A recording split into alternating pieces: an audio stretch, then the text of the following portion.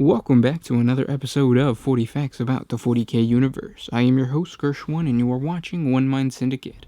Today we continue talking about the Deathwatch as we get into a Deathwatch Keeper. If you guys are new to the channel, please subscribe because we post Warhammer 40K content every single day. And as always, if you guys want to learn more about the Deathwatch Keeper or anything about the Deathwatch, please click on the link below. That's going to take you to the wiki page, which has all this awesome information. But with that said, let's get into 40 facts about the Deathwatch Keepers. A Deathwatch Keeper is a unique Specialist Space Marine rank that is found exclusively in the Deathwatch. These Astartes are veteran Space Marines and extremely capable warriors with many long years of service to the Deathwatch. These imposing figures bear entry to areas placed off limits to ordinary battle brothers and stand sentinel over the captured Xenos imprisoned within the walls of the Deathwatch watch fortresses. Keepers appear most predominantly on watch fortresses, where their imposing figures bar entry to off-limit areas to those unauthorized to enter, even their fellow battle brothers. A Deathwatch Keeper is first and foremost a veteran Space Marine, an extremely capable warrior with many long years of service. Keepers are often equipped with ceremonial weapons and armor to make their status clear to all. They are usually armed with tall-powered clavus and double-handed chainswords, or even incredibly ancient last lances, richly embroidered robes over their armor, except for their helms and shoulder guards. Their helms bear the Imperial Aquila, or the icon of the Deathwatch, cunningly brought into the faceplate. Beneath their robes, their power armor is of the earliest and most hallowed mark, hailing from the days of the Great Crusade. Their armor and weapons are heavily inscribed with sigils and catechisms in High Gothic. Keepers occupy positions of the most solemn trust as guardians, fulfilling sacred duties that in other chapters would more commonly be undertaken by librarians, apothecaries, or tech marines. But amongst the ranks of the Deathwatch, such specialists are too few and their tasks too many for it to be practiced. Instead, these burdens are undertaken by battle brothers who have served the Long Watch across many decades. Keepers are entrusted with all manners of thing of importance to the Deathwatch, everything from alien prisoners to the starships carrying kill teams across the void. The rank of Keeper is only offered to the battle brothers with a long, unblemished record in the Deathwatch. If accepted, the supplicant Space Marine must undertake a lethal period of prayer and fasting before they present themselves before the Watch Commander and his most trusted advisor to be put to the question. A long and grueling trial ensues as the Watch Commander, with the assistance of his librarians, drills deep into the psyche of the supplicant. Great temptations will come before a Keeper many times in his duties, and the Watch Commander must determine that every last fiber of his being is totally loyal to the Emperor and the Deathwatch. Not all Space Marines pass the test. Some are destroyed by it and descend into madness. In a few cases, the questioning reveals character flaws so deep that they must be destroyed before their hidden malice can spread to others. Others might show no hint of treachery in their character, but lack the steady determination to give the Watch Commander certainty that it will always remain so. Only if the trial is passed, and the Watch Commander thoroughly satisfied by the unshakable loyalty of the supplicant, will they be raised to the rank of Keeper. In the solemn ceremony, the newly appointed Keeper undertakes the most binding and terrible oath to forever guard the secrets with which he has been entrusted. Finally, the Watch Commander locks a special piece of armor, a silvered vambrance known as a clavus, around the right forearm of the new Keeper, symbolically and practically binding him to the additional duties he has pledged to undertake. A clavus is a marvel of the dark age of technology that links itself directly to the Space Marine's nervous system and monitors his vital signs, basically like a Fitbit. The clavus will only function for its elected bearer, and no other while he still lives. At the point of death or removal of the clavus, it will shut down and become non-functional until it has been reawoken by the Forge Master. Each clavus is a unique and complex kind of key that has been attuned to the objects in the keeper's care. It speaks with an invisible light and an undetectable vibration that opens or reseals heavy magnetic locks and impenetrable gravity shield barriers at the keeper's command.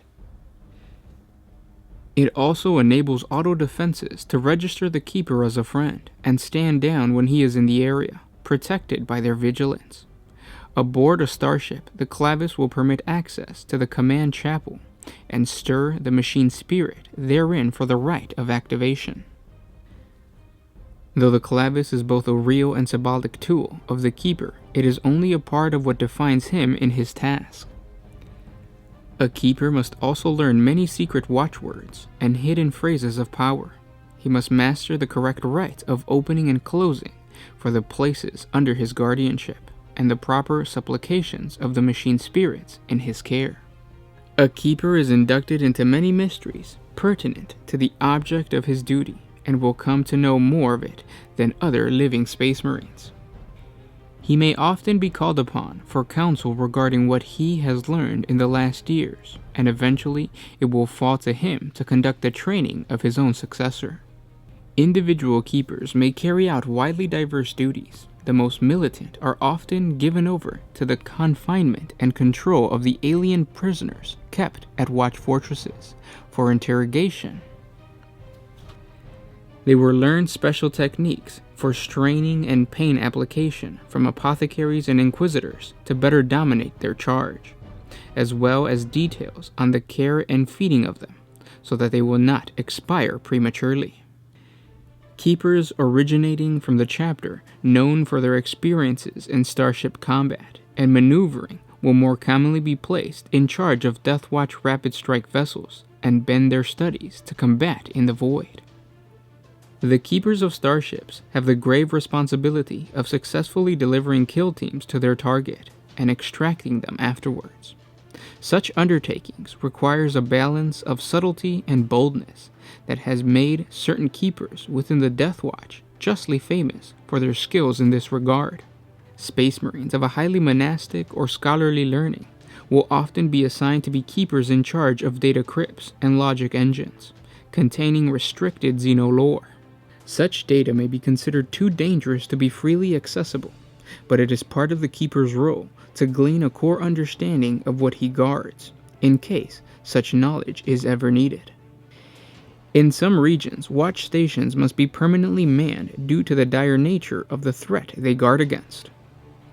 This duty is only given to the most stoic keepers, who are believed able to withstand the psychological impact of decades spent in lonely vigil at the edge of madness. Most highly trusted of all are the keepers that stand guardian to the host of doomsday weapons, both imperial and alien, locked away in the Deathwatch vaults and armories. Despite these important responsibilities, a Deathwatch keeper is not exempt from kill team duty, nor will he wish to be so. The singular knowledge earned by the keeper in his duties may mean the difference between success and failure for a kill team's mission. When a keeper leaves his post to go on a mission, he ritually unlocks his clavus and leaves it in the care of the Deathwatch Forge Master until he returns. The benefits a keeper might bring to his kill team are many and varied. For example, the forgotten lore gleaned from the ancient cognitators in a keeper's care might prove invaluable to a kill team's investigating a little understood threat. Likewise, a battle brother with experience as the keeper of a prison can be essential for the capture of live alien specimens.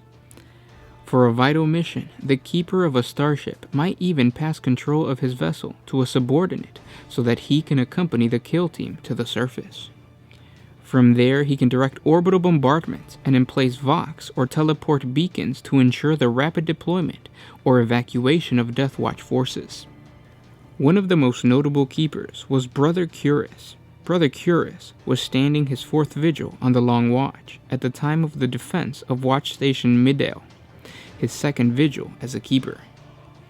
The rank is one granted to the most pure of heart and trustworthy of battle brothers, for it bestows upon them the most vital of duties.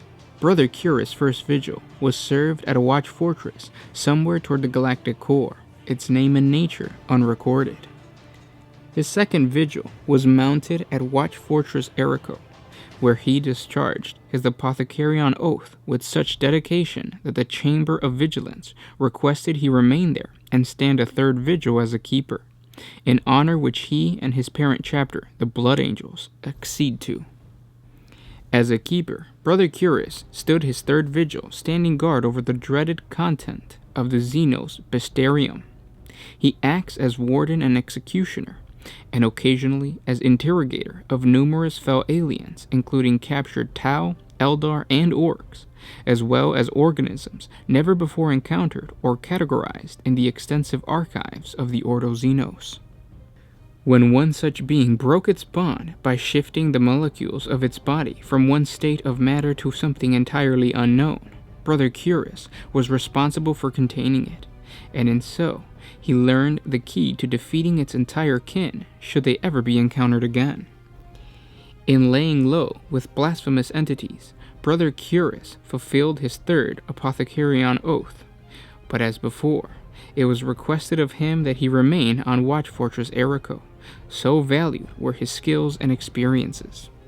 And those were 40 facts on the Deathwatch Keepers. I hope you guys enjoyed this video. If you did, don't forget to hit the like button and share this with your friends. By you guys sharing these videos, you're allowing us to continue to put out more Warhammer 40K content because it helps out the channel by you sharing on Facebook or Twitter. If you want to support us a little bit more, jump on over to Patreon. A simple $1 a month helps us create more videos as well. If you can't support us that way, we completely understand. Simply by subscribing or hitting the little notification button right next to subscribe and liking these videos, it really helps out. And again, if you have any suggestions or if you want a lore video about anything in Warhammer 40K, please comment down below. We read those requests every single day. And thanks for everything, guys. I'll see you tomorrow. This was Gershwin with One Mind Syndicate, signing out.